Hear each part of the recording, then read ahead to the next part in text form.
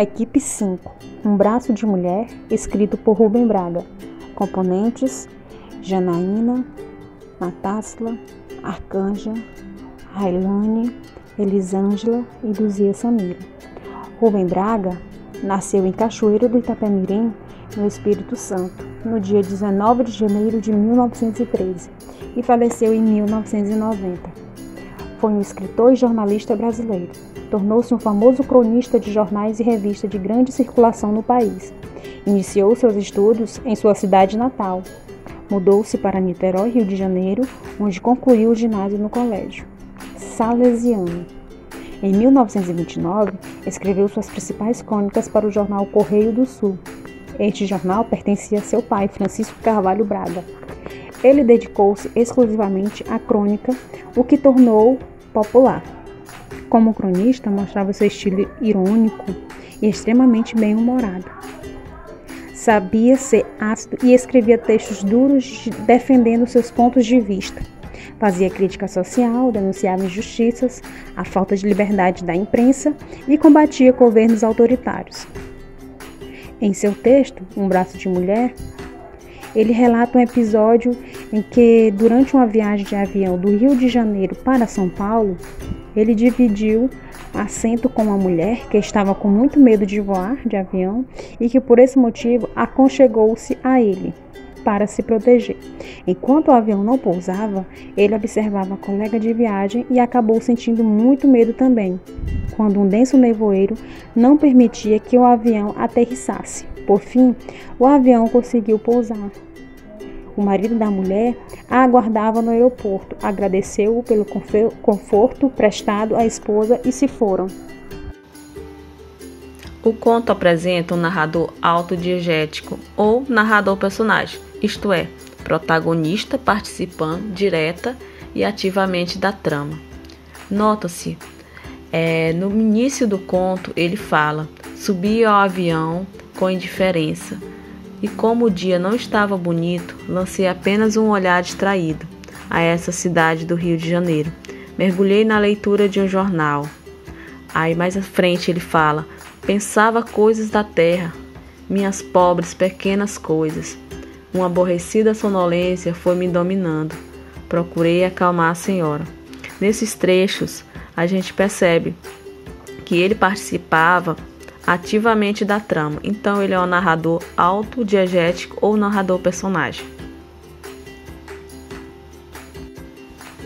A senhora, estereótipo de indefesa e sexo frágil. Ela estava tão aflita que, embora fizesse frio, se abanava com uma revista.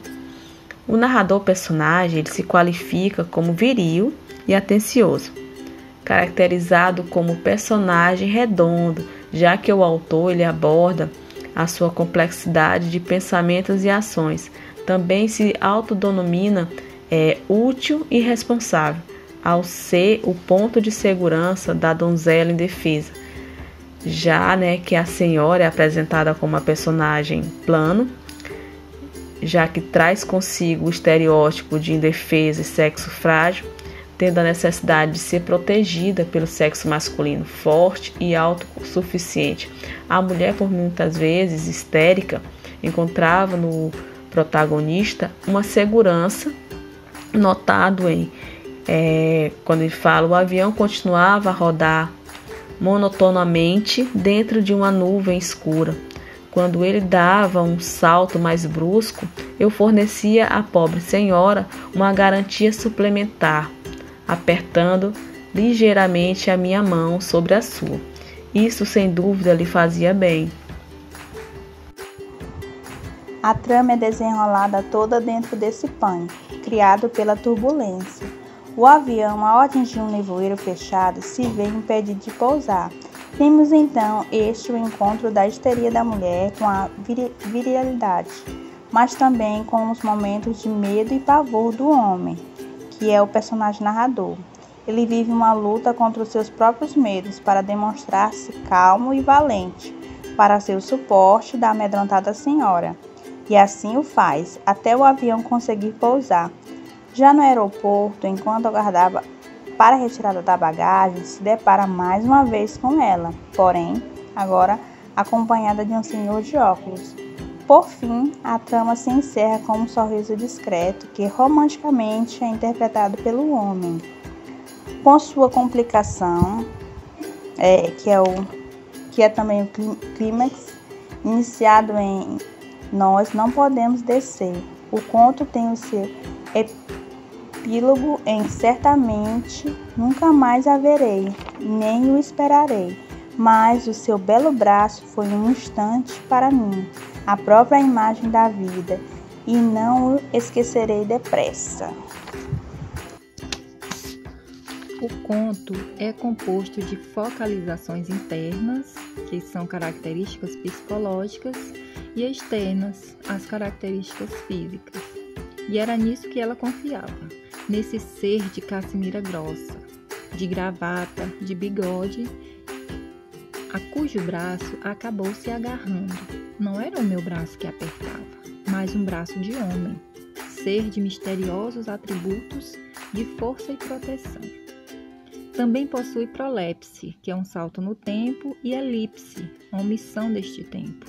Como notamos em uma aborrecida sonolência foi me dominando, até que uma senhora nervosa ao meu lado disse que nós não podemos descer.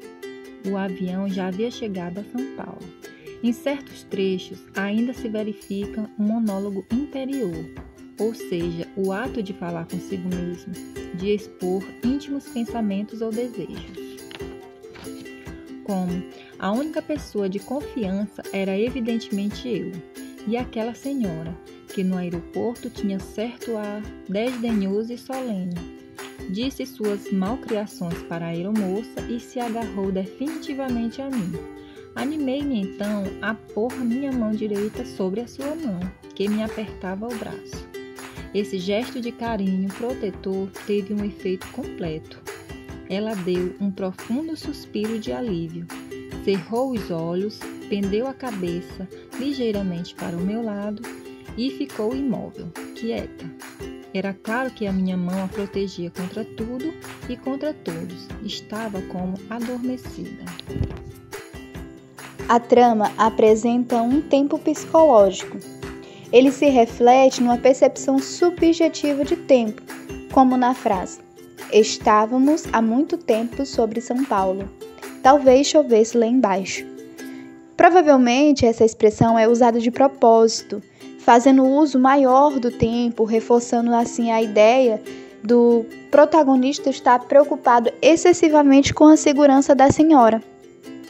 O autor também, em diversos pontos do texto, faz uso de digressões, ou uma fuga do desenrolar da história, como na seguinte frase: no rapaz de 20 anos que chegou com 30 mil réis no bolso uma noite e saiu andando pelo antigo viaduto do chá, sem reconhecer uma só pessoa na cidade estranha.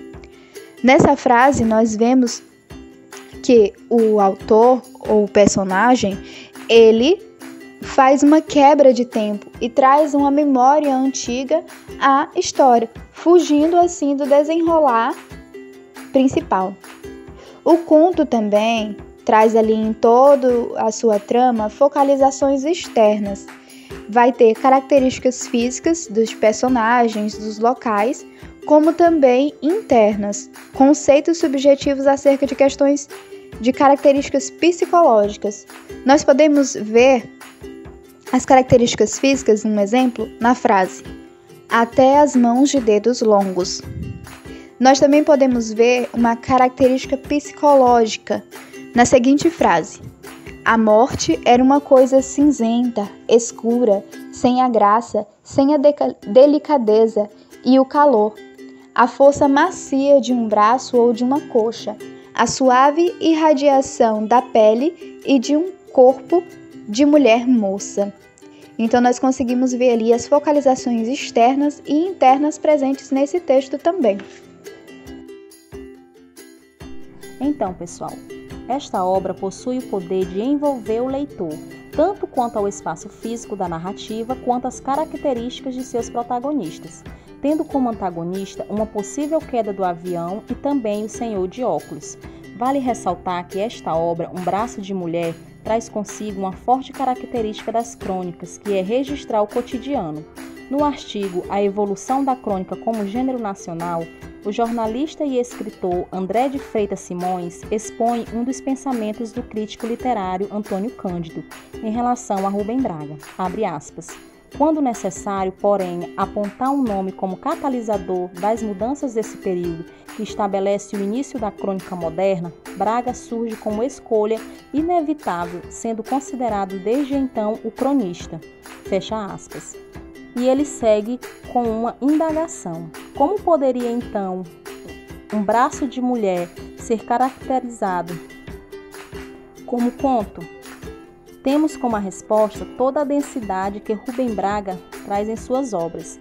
Considerado um diferencial das demais crônicas, Braga se restringe ao relato do cotidiano ou a qualquer fato que possua por si só um tema único e inovador. Ele adere em algumas de suas obras, tendo como exemplo Um Braço de Mulher, uma variação de temas e incidentes. Foge do simples, do antigo, possuindo um efeito de informar os fatos ao leitor de jornais. A crônica se torna cheia de lirismo, romance, terror, monólogo interior e complexidade e ricas descrições das características tanto dos fatos quanto dos sentimentos e sensações dos personagens. E para concluirmos esta análise, destacamos como assunto principal, ou seja, temas universais, o medo e o romance, com sutis pontos de comédia, e também o terror, que é quando o narrador demonstra o medo pela morte. Enfim, todos esses pontos fazem de Um Braço de Mulher um conto moderno e de fácil compreensão do leitor, com essa bela obra de Rubem Braga. Obrigada, queridos.